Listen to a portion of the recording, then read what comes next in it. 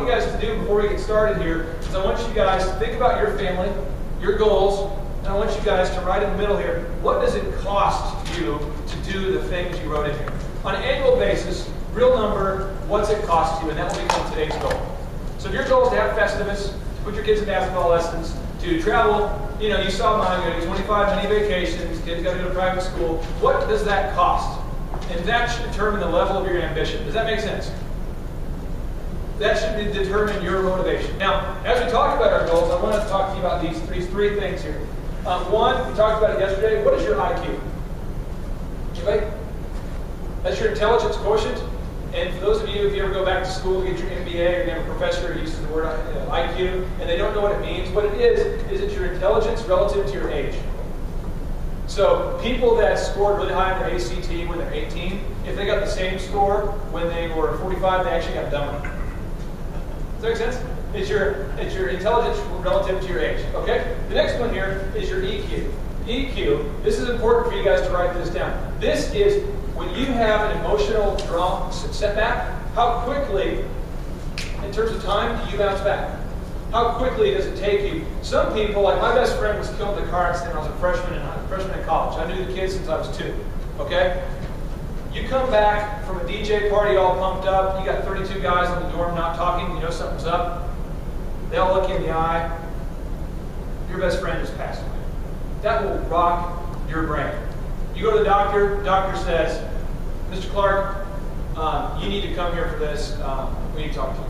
Well, if you get a call from work from the doctor, you know, who has ever had a call like that before? You need to come here for this. I mean, what does that make you think when you're driving? You don't even remember the driving, right? So you pull in, and your son's blind.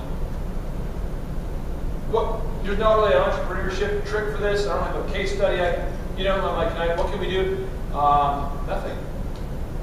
And the question is that when that happens, and it even gets me emotional talking about it now, but when that happens, how quickly do you bounce back? Does it rock you and you talk about it for the rest of your life as being the defining moment that ruined your life? Have you met people like this that say, well, since my such and such happened, everything just doesn't seem to work? I mean, we could all do that, right? I mean, I grew up with powdered milk. I grew up with, food stamps. I grew up with, I could say I grew up poor. I could do that. I could just use it as my alibi, right? So your EQ is how quickly do you emotionally bounce back, okay? And the next is your AQ.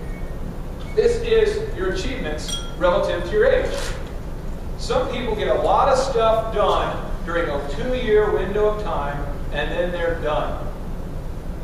Okay?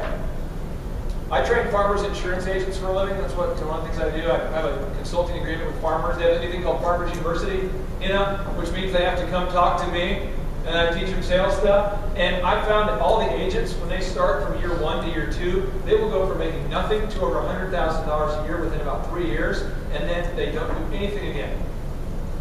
They go from motivated to not motivated after they hit their goal. Why? Because their lid here on their cup, their goal is only this big. Their goal is 100,000, and once they hit 100, they're done. Does that make sense? So I want you guys to think real quick in your life, real quick. Just write this answer down, somewhere. Don't look at the person next to you. Let's keep it anonymous here. But what was the window of your life where you were the most productive? What was the time? From here to here, where you got the most done. Some of you go, man, I started my business when I was 27. When I was 36, I started, when I was 22, and then you had this unbelievable, and then all of a sudden we kind of got stagnant. Well, what happened? Usually what happened is we quit setting big goals, and then our motivation went down. And some of you say, well, I got older. You're only 31, you can't relate. I met the founder of Hobby Lobby. He rides a bike within the 1 million square foot of space, manufacturing space, around. He's the most energetic guy I've ever seen in my life. He said, would you like the water, sir? I said, sure. He physically runs to get water. Why? I don't know, but he's pumped up. You talk to him, you say, David, what are your goals? He'll rattle them off. I want to give away 1 billion Bibles before I pass. Oh, okay. He's like, let me show you something. You go into his office, there's pictures of African kids, Chinese kids, American kids, all the kids from the orphanages he sponsors. And every year, he measures Hobby Lobby's success relative to how much they give away to these orphanages and the kids they sponsor. That's all he cares about. So this guy's on fire every day because he's got a big goal. You know what I'm saying? So I'm asking you, what are your goals? What are we doing? Now that we kind of know our big goals, we know what we're doing, now we're going to get into the brass tacks of this thing.